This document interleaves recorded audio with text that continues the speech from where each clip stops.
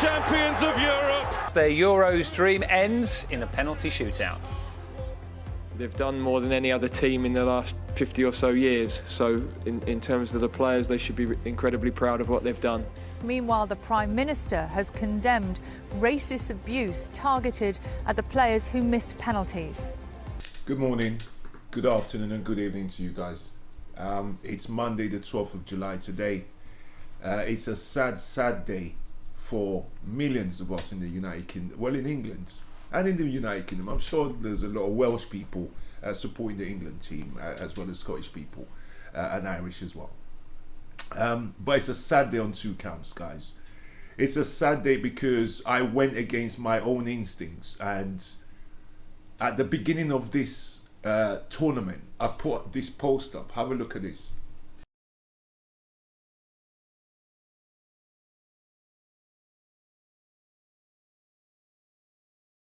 That post basically said how I felt before I saw the booing.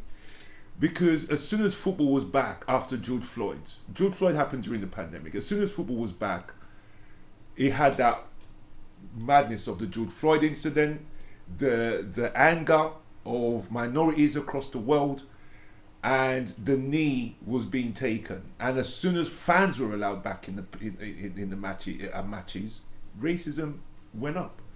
So leading up to this competition, my heart was never in it. Hence, I put that post up.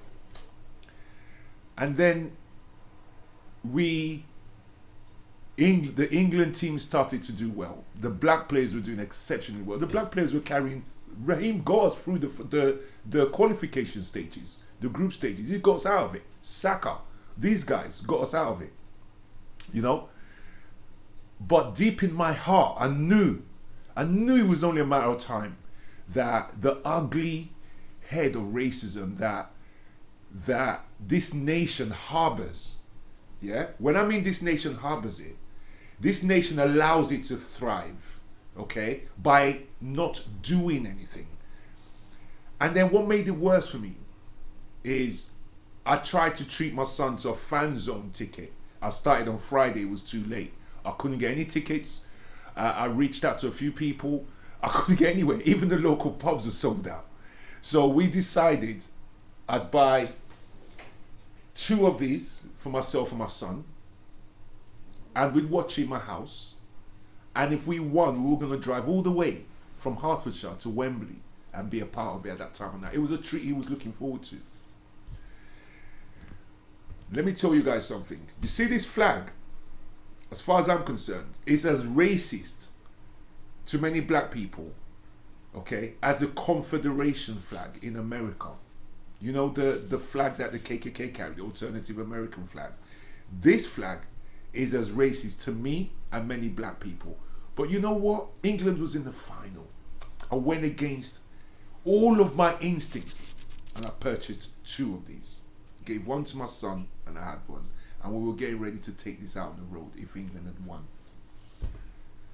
And then the penalties began. And Rashford missed the first penalty. I was so broken when he missed the penalty. But broken on a football broken. You know, when your footballer or your team misses a penalty. That's what it was as of Rashford. And then, what's his name? Sancho missed our second penalty. And then he was black. And then it hit me. I didn't know who was going to take the third penalty, well, the final penalty at this point. But 2 black players had missed a penalty. And immediately I said to my son, please God, whoever's taking the next penalty, don't make him be black. And if he's black, don't make him miss. Pickford saved the penalty, kept us in the game. And then I saw Saka step up to take the third penalty. And I hugged my son and I just, at this point, this is how sad this is, yeah? This is critical what I'm about to say. At this point, I was not keeping my fingers crossed for England to score the penalty. I was keeping my fingers crossed for a black guy to score the penalty. It gone from willing the team to win, to willing a black person who looks like me not to fail because I knew what the consequences was going to be. That's what we're addressing on this show, guys. Without further ado, let's get down to today's show. First thing I'm doing, guys, is this. I'm ripping it up because this does not deserve no black people should be playing for this team ever again. If I had a child playing for the English team right now, I'd pull him because we're full of crap. This country, I mean, even Boris Johnson speaking out. Boris Johnson, who's the chief whistler. Boris Johnson, who's as racist as those people at Millwall that chant, as those people who boo. Boris Johnson, who's refused to bring in laws to stop this madness. Boris Johnson, who was happy to bring in laws to protect statues. Boris Johnson, who only a few months ago, when the English clubs were trying to break away, was already talking about laws. The whole country came together, angry. Where is the British public angry? Other than the pockets of people and pockets of people on social media, tidy, decent people on social media. Where is the uproar? Where is the anger that we saw, the protesting, people outside Wembley saying, don't you talk to our footballers? Where is all of that angst?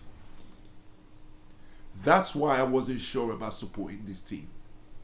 And within 24 hours of the game finishing, grown folk, grown-ass men are picking on children, yeah, who have achieved stuff that an all-white English team could never have achieved. Pick an all-white English team today and see how far they get. If you know what, if I was these black players, I'd just say, you know what, try out your English team, try an all-white team. So that racism can disappear from football. Just let the white team play for England. Let the white guys play for England. Let's see how far England get with an all-white team. They've done it in '66 with an all-white team. They've never done it again since. The 3 semi-finals, including this one that we've reached, the 1996 had a mix. You had Paulins and all these guys in the team at that time. Yeah, you had black players in the team in '96. In 2018, when we got to the semis also and got beaten by Croatia, we had a multiracial team. This time we've got multiracial. Take away the racial element in your team and see where you bloody get to, you bloody racist bastards. They have no training, no civilized bone inside of them.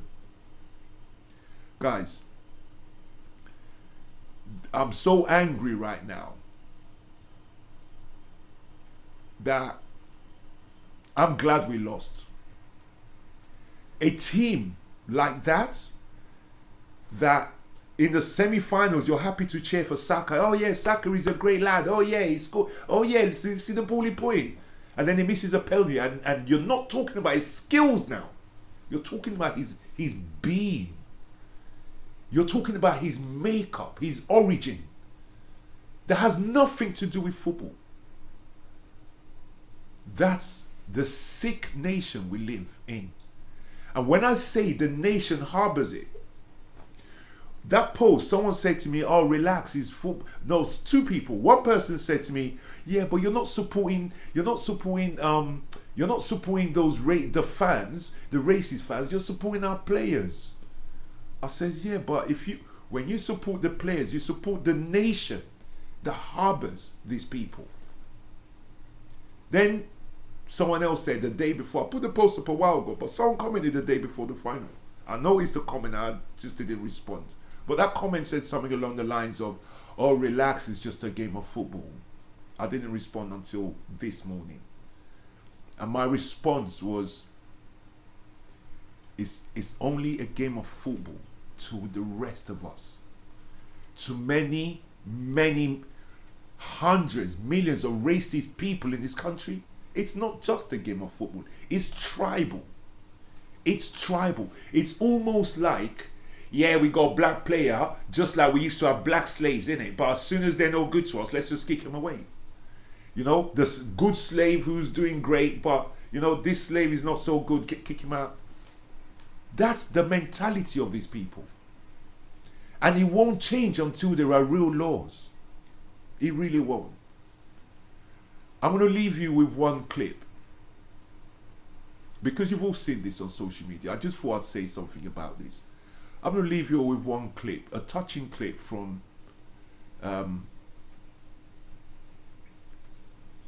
well, I'm going to leave you all with a clip, basically, okay? I mean,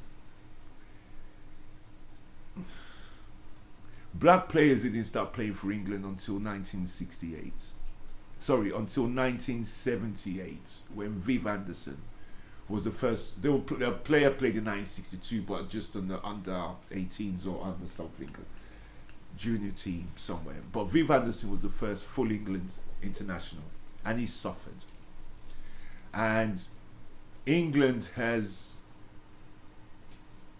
always had this thing about picking black players. I remember Andy Cole, the struggle he had getting picked, even though he was smashing in 40 goals, because they knew, even the managers, Terry Venables, a good guy, he was at Tottenham, good guy, but in the back of his head, he knew, you know, he's white, he understands, you know, if I can pick a white player, I'd rather pick him.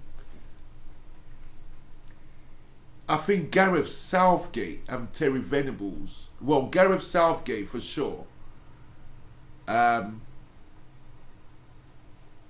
has put skills over colour for the first time, and we're seeing the results of it. When you pick the right players, you get further. We've hit 2 semi-finals since Gareth Southgate's been in charge, and 1 final. It's not a coincidence.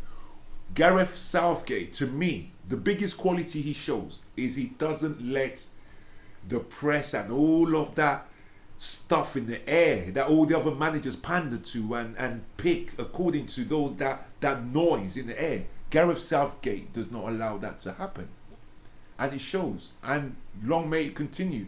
But personally, I've had enough. Guys, if you like what we do, subscribe.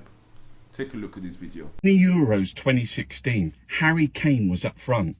Rooney was in midfield. They went out to Iceland in the round of 16. Raheem was 21 and he played. The horrific abuse Sterling got from the media, from the fans, online was relentless. He called himself the hated one. I was in a DM group on Twitter. God knows, I don't even know who put me in there. But Gary Lineker was in there, Tom Watson, Owen Jones, Faisal Islam. Anyway, Gary Lineker told us that he was on a plane with England and some supporters were on there too. And one of them said he shouldn't be playing for England, pointing at John Barnes. He's England's best player. They didn't care. He was black. Raheem Sterling, he isn't just England's best player. He's only little, but he's everything a human being should be. He's extraordinary. Boots like magic. With the whole weight of the Tory media, the Prime Minister of the country, with the Home Secretary encouraging fans to boo the incredible act of going down on a knee, begging you, please change. White lives matter. Don't listen to the media. We are all the same. Stop the phony fucking culture war. Stop being racist. It's up to white people. Black people shouldn't be telling you not to be racist. It's up to you to dig in your heart and your soul. It's up to you. It's up to me. It's up to all of us. Raheem Sterling, he's the greatest player that has ever played for England. Ever. Best player in this fucking tournament anyway. Welcome back, guys. I think I've ranted enough. Listen, enjoy the week, everyone, and hopefully I'll see you guys at the end of the week. Subscribe if you like what we do. See you all soon. Bye bye.